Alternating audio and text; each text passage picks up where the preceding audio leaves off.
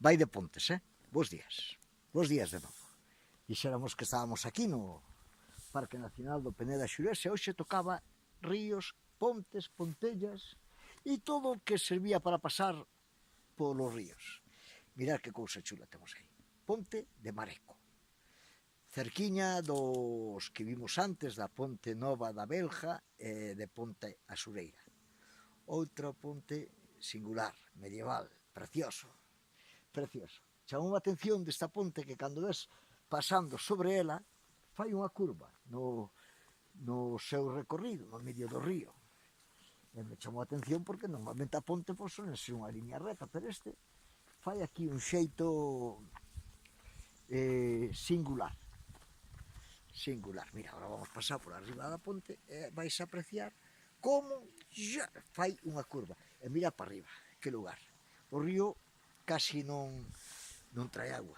Que me dá o sol na cara, nin me vexo, nin sei o que estou facendo agora. O río, aí arriba ten que ser precioso. Precioso. É o que vos decía antes da ponte. Vedes como fai unha curva? Chama a atención sempre destas pontes as lousas que hai arriba, que se ven as marcas dos carruajes que pasaban por aquí e que quedaban aí marcadas en profundidade das pedras. Vale. Se vos gusta, idelle poñendo un me gusta, E por certo, alguén me preguntaba outro día se podían compartir os vídeos e estas cousas que meto. Pois, lóxicamente.